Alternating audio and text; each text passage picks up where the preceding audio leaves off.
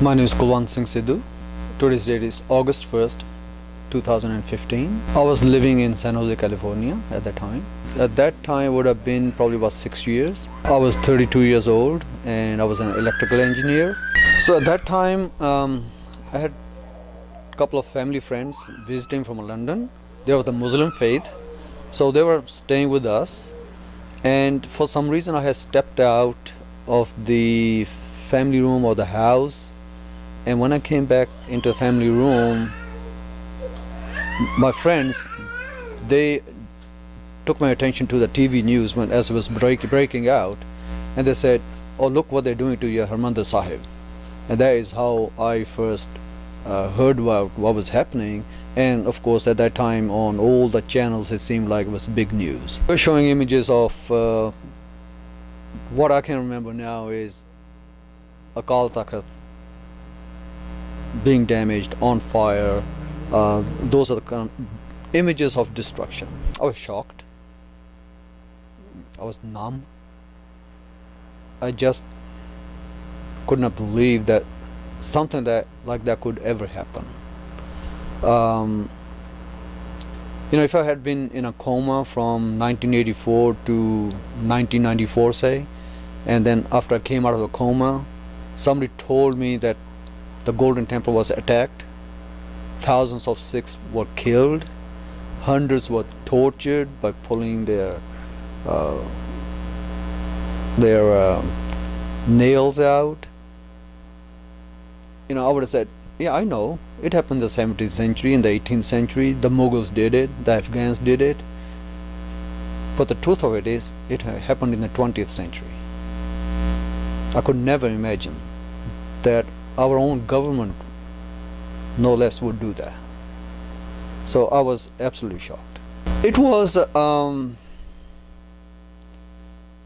place I always respected, although did not visit very often. But it was something that I would always turn to in times of when I needed strength. My family, my father, my parents, grandparents, everybody was of the Sikh heritage.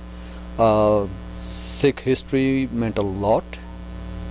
Growing up, we heard stories about Sikh martyrdom, the struggles of the Sikhs. So it was a very good connection, although not from a very fundamental point of view, but from a spiritual point of view. After the attack happened, there were many people like myself who were basically seeking for answers on what happened and what do we do.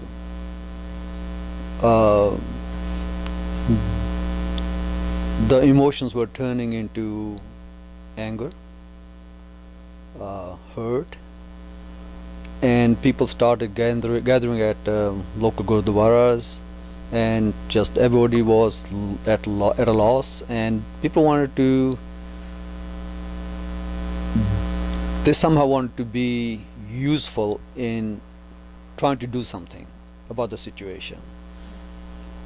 And that's at that time I met other friends that I already knew, and other like-minded people who felt the same way as I did, and we just started talking about it. It was more listening to stories from people who had more direct connections than I did, who had stories to share. Anything that we could find in the newspapers about what was happening or what had happened, and trying to make sense of it all. There was a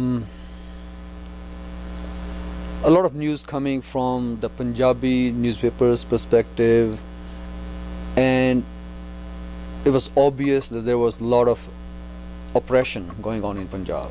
It was very clear. And at the same time, the Indian propaganda machine had also started working, and there was a lot of disinformation being spread out against the Sikhs, against the Sikh movement. The propaganda that we saw was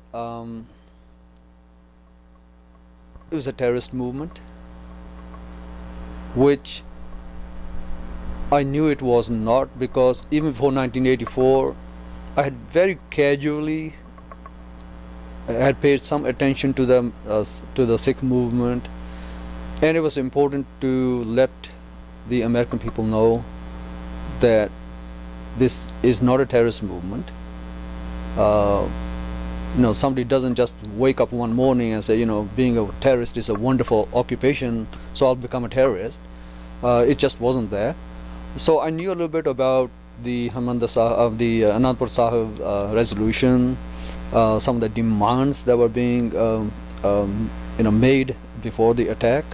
So it was important for me and some of the other people that I met to say, we can't do much about what is happening in Punjab, but perhaps there's something we can do to tell the story over here to the American people. Things that we did was we gathered information that was out there. Lots of good reports were coming from human rights organizations, for example. Punjab Human Rights Organization, Amnesty International, Human Rights Watch. There were lots of reports that were coming out, but those reports were often getting lost in the middle of some pages. So they needed to be brought to the forefront. They needed to be taken to the tables of local politicians, so that they would know really what the real story is. And so our job was not to create news, but to disseminate reports that were already being written by impartial organizations. The propaganda machine was huge, no doubt about it. Our effort was very small and humble, to be honest. But the good thing is there were hundreds of other people, other groups like ourselves throughout the country, and hundreds more in other countries. So put together, I think we made a pretty good dent in the whole mission against the propaganda.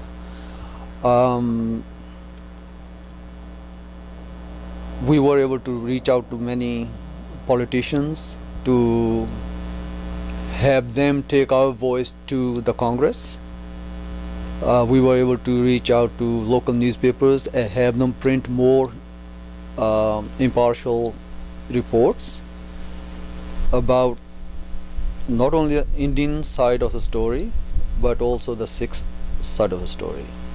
So we were able to make a pretty good difference in the sense that we raised one big question to which I think Indian government never had a good answer to, and the question was, if you have nothing to hide, then what is it that you're hiding by keeping the foreign press out of Punjab?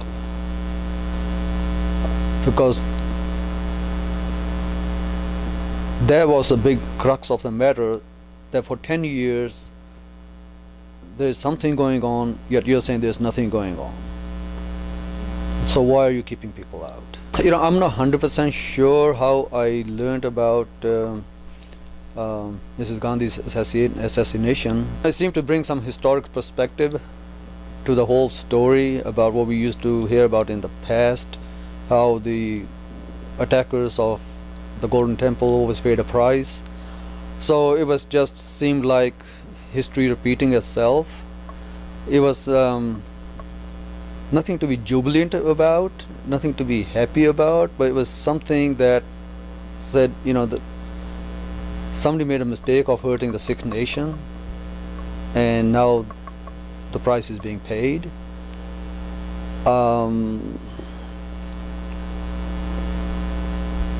Again, it wasn't going to bring back the tens of thousands of lives that Sikhs had lost.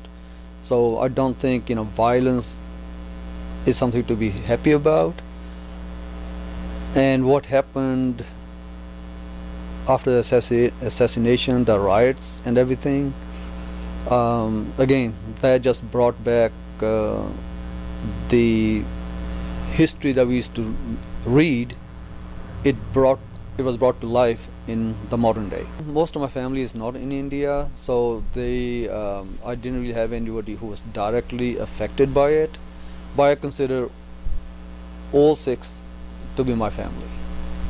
If they were being heard, I was being heard. Real time, we were getting some information about people just being burnt alive.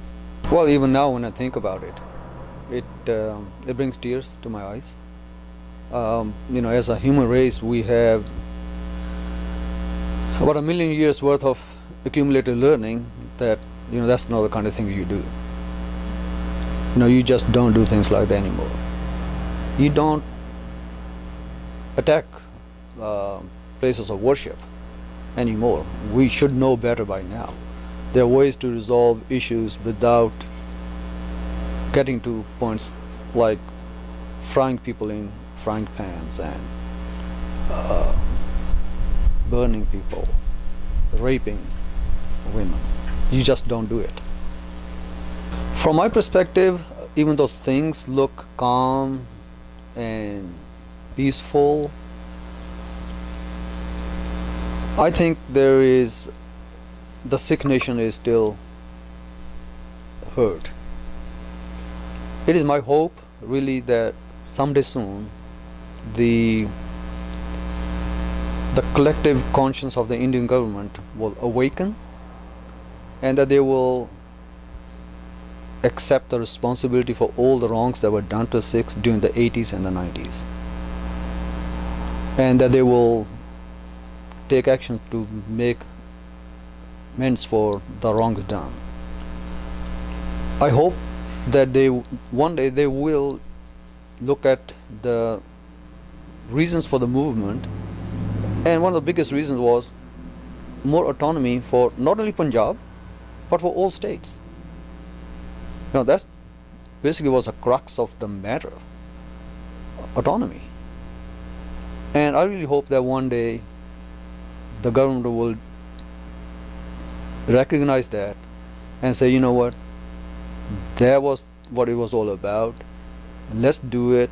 That's what the Sikhs were demanding before Operation Blue Star happened in 1984, and that would be the right and the just thing to do. And I would say until that happens, there will probably always be a big wedge of distrust between the Sikh nation and the Indian government.